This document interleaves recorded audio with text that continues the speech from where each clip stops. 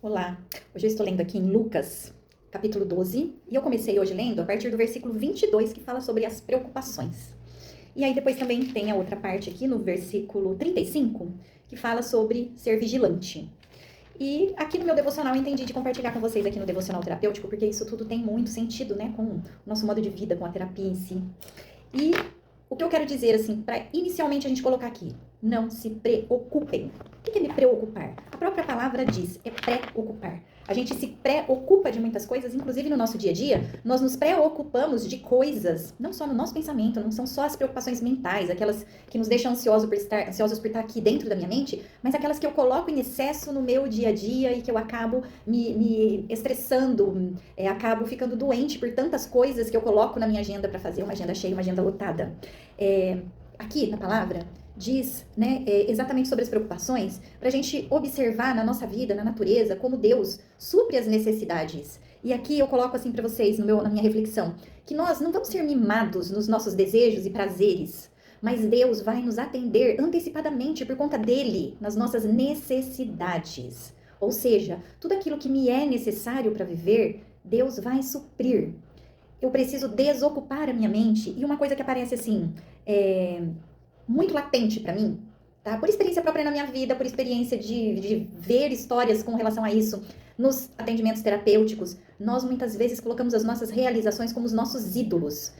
Podem ser as coisas ruins, que tomam muito nosso tempo para resolução, mas também podem ser as coisas boas. Porque de repente a gente fica tão feliz com algo que a gente está vivendo e a gente se dedica tanto àquilo, e isso pode ser até nos servir, tá, gente? A gente se dedica tanto àquilo que a gente passa a colocar todo o nosso tempo, toda a nossa mente, tudo aquilo que a gente tem ali vou chamar de energia aqui, de energia, de vida, a gente começa a colocar nessas realizações. Só que a gente se esquece de que a gente tem que ter o nosso tempo maior para Deus. E às vezes a gente tira Deus da jogada, porque a gente entende que está fazendo as coisas para Ele e não para o nosso momento de oração, de conversa, de intimidade, de leitura bíblica, de devocional, enfim. A gente fere o nosso tempo para Deus fazendo coisas para Deus muitas vezes, ou fazendo coisas para nós, entendendo que já que tem a permissão de Deus, já que Ele nos presenteou com essa permissão, com esse agrado, até com esse mimo, a gente passa a se dedicar mais tempo a essas coisas.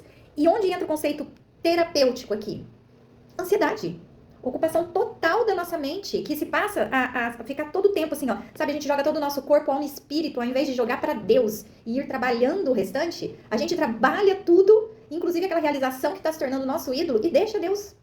E aí, a gente fica parecendo pessoas surdas, gritando para ouvir o que Deus está falando, porque a gente não escuta. Porque a gente não escuta mesmo, porque a gente está gritando e a gente não consegue baixar o nosso volume para ouvi-lo. E outras vezes ele nem vai estar realmente falando, porque quando a gente grita, a gente não está querendo ouvir. Então provavelmente Deus também não vai estar falando, porque se a gente não quer ouvir, ele não vai falar. A gente precisa querer ouvi-lo. E a gente precisa trazer para a terapia, para a parte terapêutica, a nossa mente. A nossa mente precisa estar mais tranquila. A nossa vida precisa ser menos correria. A gente precisa se sentir bem. Conseguir respirar sem doer, gente. Porque a gente faz tanta coisa, a gente pensa tanta coisa, que chega uma hora que até respirar, que é algo mais simples da vida, parece que dói. Eu acho que ao invés de viver em estado de alerta, a gente precisa viver em estado vigilante. O que é isso?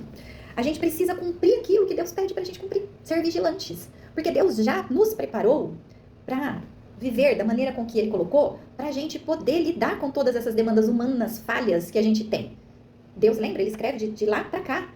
E ele conhece a criatura dele, ele sabia que seríamos ansiosos, por isso tem tanto na Bíblia. Ele sabia que teríamos medo, por isso tem tanto na Bíblia, não temas. Se estivermos na presença dele, não precisamos nos preocupar, não precisamos ter medo. Precisamos estar vigilantes. E esse vigilante fez muito sentido para mim como consequência natural do nosso estilo de vida. E parece assim que viver o estilo de vida que Deus pede pra gente viver, umas coisas impossíveis. Eu não sei vocês, mas pra mim, antes de eu realmente me colocar na presença de Deus, de eu estar com Ele, de todos os dias estar ali querendo ouvi-lo de verdade, querendo viver uma vida dentro daquilo que Ele pede pra gente viver, eu não sei vocês, mas quando eu olhava para os 10 mandamentos, por exemplo, parecia pra mim algo tão distante de ser vivido. Eu falava, eu nunca vou conseguir viver isso. É tão difícil. Gente, continuo tendo dificuldades porque, repito, sou humana. Mas quando eu olho o direcionamento que os 10 mandamentos nos dá hoje, realmente é para viver uma vida com leveza. E aí eu quero ler para vocês aqui algo sobre os 10 mandamentos, traduzindo para uma linguagem atual, para vocês terem um entendimento de que sim, é possível. Porque, em primeiro lugar, Deus pede para amar a Deus sobre todas as coisas e ao próximo como a ti mesmo. Gente, o próximo como a ti mesmo. Não estar preocupado o tempo todo com o outro, colocando o outro na nossa frente. Não. Amar a Deus sobre todas as coisas. E amar a mim primeiro para depois amar o próximo.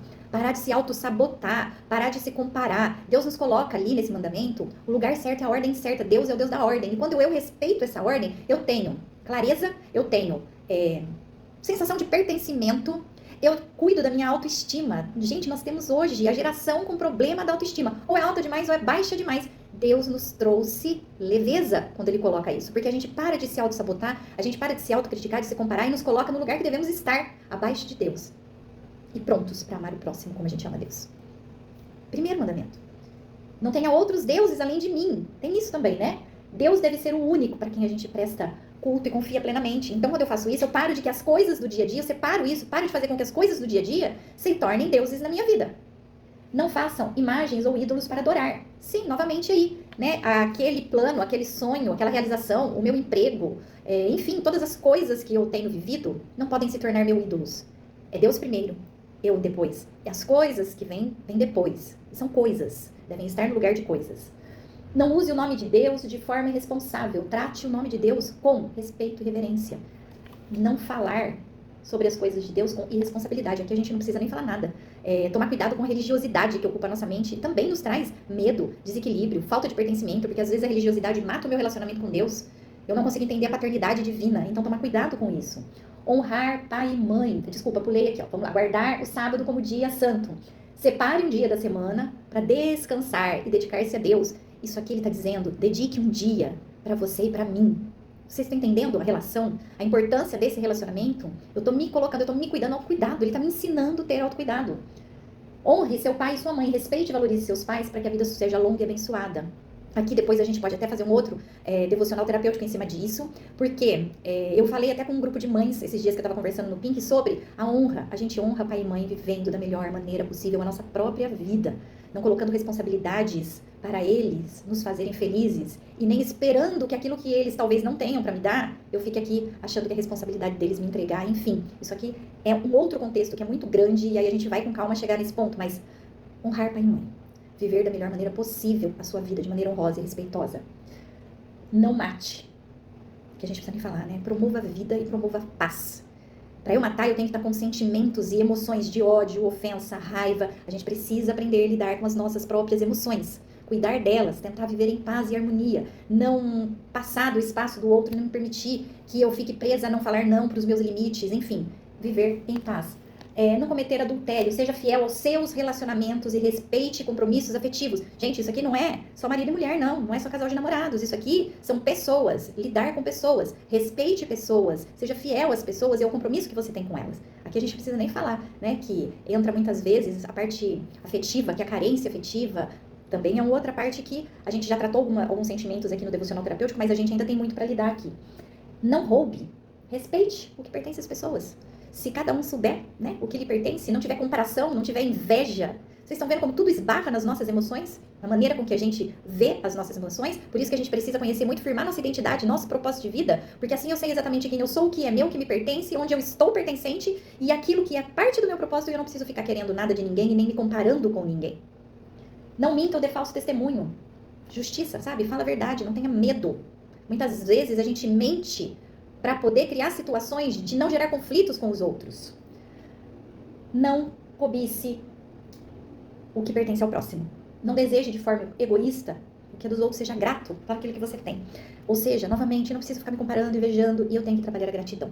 Gratidão traz leveza e alegria, e a gente precisa ser o ser humano da alegria. Ou seja, não é difícil viver em paz e leveza e harmonia. Quanto mais eu vejo que a Bíblia traz para mim tudo aquilo que é uma maneira leve e correta de viver, menos na linha das preocupações, menos na linha dos medos, menos na linha das comparações, mais na linha de saber quem eu sou, mais na linha de saber o que Deus tem para mim como história, mais na linha de saber tudo sobre mim em contato com o meu Criador, isso nos traz leveza e menos preocupações. Eu sei que esse áudio aqui ficou gigante, esse vídeo ficou gigante, mas eu entendi ser necessário a gente trazer hoje essa visão de que muita coisa que a gente acha difícil é porque a gente ainda está preso naquele olhar do mundo. Que mundo? Estou falando de espiritualmente falando, religiosamente falando, estou falando em tudo, gente, no complemento. Né? Eu estou dizendo do externo, aquilo que está fora de mim. Eu preciso aprender a entender quem eu sou. Porque a partir do momento que eu sei quem eu sou, qual história me pertence, o meu relacionamento com o próximo vai ser muito mais edificante e muito mais leve. Vou ter problemas? Sim, lógico que eu vou. A gente vai ter conflito, mas a gente vai aprender a lidar com os conflitos. Enfim, descubra quem você é em Deus. Entenda aquilo que Ele tem para você. Leia a palavra de Deus porque ela traz leveza e é um grande remédio para a ansiedade. A gente tem buscado muita coisa, muito método, muito tudo para resolver coisas que estão aqui dentro para ser resolvidas. E novamente termino com a frase que eu falo em todos os devocionais. Busque ajuda. Nem sempre a gente vai conseguir chegar nesse ponto, nesse patamar, sozinho. A gente não foi feito para viver sozinho. E pessoas podem jogar luz naquele ponto cego e nos ajudarem a entrar no caminho da transformação, da renovação da nossa mente.